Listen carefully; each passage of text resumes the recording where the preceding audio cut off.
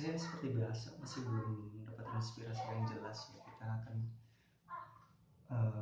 mengisi konten YouTube ini dengan konten atau mungkin ide apa gitu. Tapi saya menemukan satu barang ya di tempat saya ini, di workshop saya ada drone. Mungkin orang biasa lihat, tapi ini juga ya akan kita obrolin ya sedikit-sedikit. Saya juga ngertinya sedikit-sedikit saja ya. Kita coba.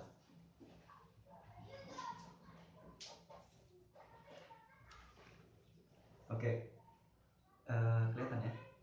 Oke, ini adalah drone yang saya rakit ya dengan empat lengan. Jadi multirotor ini biasa juga orang kenal dengan quadcopter ya. Jadi ada 4 lengan. Saya nggak mau repot-repot ngepas lah ya. Repot ini kalau ngepas ya. Jadi ada 4 lengan, 1, 2, 3, 4. Yang bagian depannya saya taruh ini bagian yang warna merah ya, bagian yang berwarna merah. Jadi ada sepasang lengan warna merah juga. Nah, jadi ada 4 lengan, ada kaki yang bisa juga melipat ya. Jadi kakinya ini bisa ngangkang, bisa juga nutup. Nah, ini dikendalikan oleh ini ya. Jadi ada motor di sini, ada apa sih namanya kalau misalnya ini retract ya, retract. Ini kakinya bisa retract, nih pengendalinya di sini, penariknya. Nah, saya sedikit singgung bahas ya, sedikit bahas satu persatu. Yang saya mengerti aja, yang nggak saya ngerti saya nggak mau supply.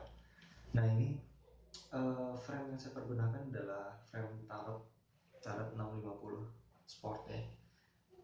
Sport ya, biasa orang memang pakai ini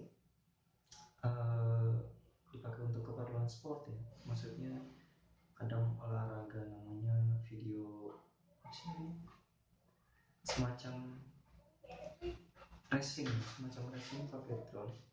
Tapi ini modelnya sebenarnya belum sampai racing. Jadi tidak ada sisi yang memanjang gitu kan. Jadi ini masih seperti halnya quadcopter yang simetris gitu. Tapi memang kalau dari segi kecepatan tergantung sama motor dan juga baling-baling yang kita pasang. Speknya ini saya pasang multistar ya. Jadi ini saya pakai baling-baling multistar dengan tipe 4822 490 cafe. 4822 490 cafe. 4822 itu apa ya? 4822 kalau nggak salah itu berarti ini adalah 48 mili. Kemudian ini adalah 22 mili. Jadi 48 mili, 22 mili. Nah, sedangkan kafenya itu menandakan kecepatannya per menit ya. Kecepatan atau banyaknya putaran per menit, yaitu 490 putaran per menit. Gitu. Nah, kemudian frame-nya ini ya, bagian ininya plastik. Bagian dudukannya sih memang ini terbuat dari fiber karbon. Dudukan motornya terbuat dari fiber karbon. Kemudian ininya plastik, yang ini plastik dibaut dengan baut apa namanya M3 kalau nggak salah ya, M3. Membutuhkan kunci L untuk membukanya. Nah, ini lengannya terbuat dari fiber karbon juga. Mungkin diameter hampir ya, saya sih bisa dilihat lah ya nanti di di spesifikasinya taruh. Tapi kalau perkiraan saya ini sekitar 1,5 cm. Ketebalannya saya lupa, tapi cukup tebal ini. Saya pernah mengalami crash waktu itu dari ketinggian hampir sekitar 10 meter. Crash benar-benar nubruk ke tanah. Tapi alhamdulillah ini masih cukup kuat. Hanya beberapa bagiannya saja, nggak ada retak sedikit pun juga. Jadi baut-bautnya sempat terlepas memang. Kemudian ini bodinya fiber karbon. Bodinya juga, oh maaf, ini bodinya seperti PCB ya. PCB itu fiberglass mungkin ya namanya PCB. Jadi ini PCB. Ada keterangan-keterangannya mulai dari M1, M2, M3. Ya pada umumnya kita menempatkan motor lengan dari quadcopter. Kemudian ada saya pasang flight control boardnya ini menggunakan Pixhawk seri 248. Kenapa saya pilih Pixhawk? Karena quadcopter yang saya pergunakan ini kepentingannya banyak dimanfaatkan untuk mapping, sehingga kalau kita pakai Pixhawk nih bagian sini kita bisa memasukkan memori eksternal. Nah enaknya nanti log yang kita log dari flight record kita itu bisa terekam sempurna gitu, mau sebesar apapun lognya ya. Biasanya saya masukin sekitar 4 GB sampai 8 GB, itu udah sangat cukup sih. Kemudian untuk komunikasinya saya kemarin sih pasang transmitter receiver di sini, pasang receiver untuk berapa sih R9D ya pokoknya. Untuk remote-nya saya menggunakan remote apa sih biasanya, saya agak lupa tipenya, R9D apa ya transmitter di sini biasanya saya pakai. Tapi ini sih sebenarnya asal mendukung ya, kalau kepentingannya ada wifi dan sebagainya sih, asal mendukung 6 channel rasanya sudah mencukupi lah, mau remote yang sesederhana pun gimana. Kemudian untuk komunikasinya selain menggunakan RC yang menggunakan remote control, saya menggunakan juga data telemetri 915 MHz punya produknya Hodibro. Nah ini jadi untuk jangkauannya sendiri sebenarnya untuk wilayah yang tidak terlalu banyak intervensi sinyal ini diklaim sekitar 2 kilo. Saya sendiri nyoba sih sebenarnya nggak nyampe ya. saya pakai atau coba ya sebenarnya transmisinya nggak sampai 2 kilo ya, paling sekiloan lah ya, 1 kilo, tapi udah mencukupi lah sebenarnya. Kalau mau di upgrade yang lebih bagus, lebih baik lagi hasil transmisinya, ini telemetrinya bisa pasang seri RF900 ya, RF900 atau sejenisnya. Nah itu transmisinya bagus, saya pernah coba, memang sampai 15-an kilo masih nyambung, saya buktikan itu. Tapi ya tergantung, semuanya akan dipengaruhi oleh persinyalan juga.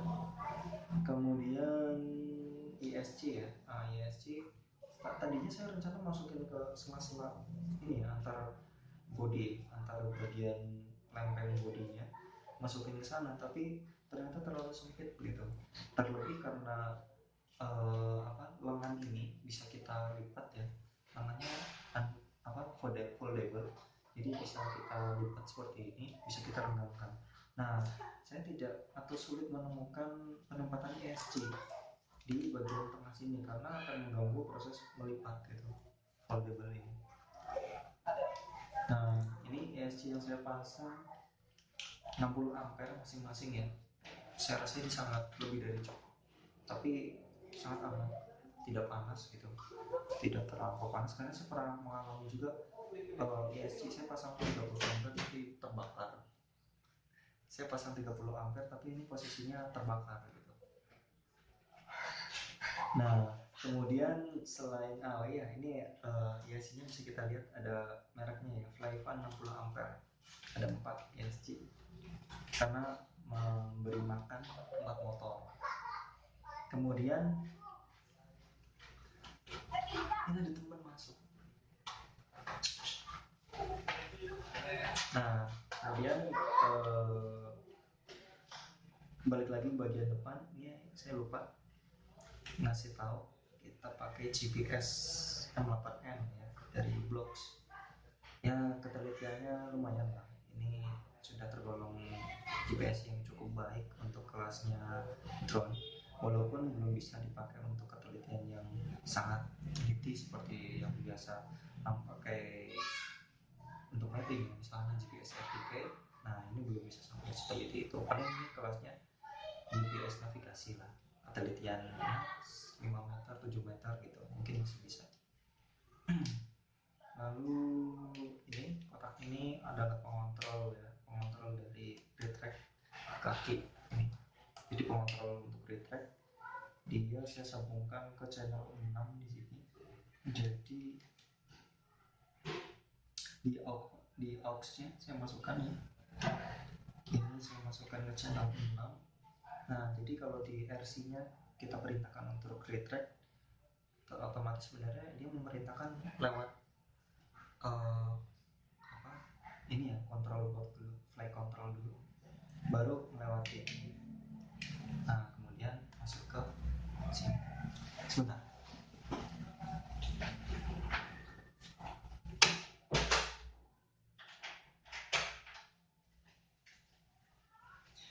Oke, balik lagi.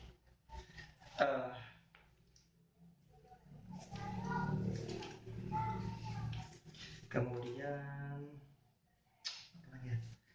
Ini selain ya untuk perakitan perakitan pixelnya sendiri nanti mungkin akan saya ulas di channel yang sama, tapi untuk episode yang berbeda ya. Jadi ini ada beberapa input, ada output, dan ada beberapa hardware yang dimasukkan juga, hardware yang dikoneksikan. Nah, ini ada semacam power supply ya. Ini kalau di drone nyebutnya power module. Jadi kita masukkan dulu supply dari baterai melalui power module, sehingga power module nanti menyaring berapa voltase yang nanti akan dimasukkan ke flight control, berapa voltase yang nanti akan dimasukkan langsung ke ESC untuk dimasukkan ke motor. Kemudian apa lagi ya? Ini strap untuk baterai strap. Jadi baterainya biasanya saya tempatkan di sini karena mendekati safety. Jadi kalau kita tempatkan di sini, keseimbangan drone-nya sendiri agar terjaga. Nah, ini adalah kamera shutter. Jadi karena memang drone ini tidak memiliki kamera bawaan ya, jadi kita perlu memilih kamera mana yang sesuai dengan kebutuhan, sesuai juga dengan bobot yang mampu ditahan oleh si drone. Nah, saya biasanya pakai ini Sony RX100 Mark II, tapi masih Sony RX100 Mark II. Ini saya bilang relatif terlalu mahal sebenarnya harganya, karena kalau kita bandingkan dengan versi ini, saya beli second aja masih 6,5 juta. Nah, sedangkan kalau kita bandingkan dengan seri A5000, A5100, saya bukan ahli kamera sih, tapi saya cuma melihat beberapa kali kualitasnya juga. A5000, A5100, nah itu harganya sedikit lebih murah, mereka masih bisa dijangkau di harga kisaran 5 juta. Tapi ini saya kenanya aja masih lebih dari 6 gitu. Nah, saya nggak paham juga. Tapi saya menemukan second hand yang katanya si ori Jepang punya gitu. Jadi bahasanya itu hanya bahasa Jepang, tidak bisa dirubah ke bahasa yang lain atau bahasa Inggris. Apalagi bahasa Indonesia kan nggak ada ya memang di sini. Bahasa Inggris lah gitu, itu nggak ada di sini. Hanya ada bahasa Jepang saja. Tapi ya berhubung tata letak dari menu-menunya itu sama, saya masih bisa mempergunakan ini gitu. Ya, saya contohin aja. Ini bahasa Jepang, barangkali nanti ada yang penasaran. Nah, ini bahasa Jepang ini nggak bisa dirubah. Saya masuk ke menu bahasa itu cuma ada bahasa Jepang dan lainnya, nggak ada bahasa Inggris, nggak ada bahasa yang umum kita paham.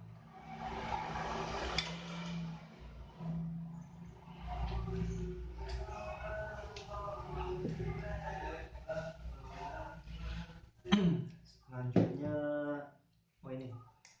ini dudukan kamera. Saya kemarin efisiensi ya, karena sebenarnya sih harusnya kamera ini pakai gimbal, tapi kalau saya pikir gimbal yang saya pergunakan di sini kan nggak bisa model gimbal GoPro.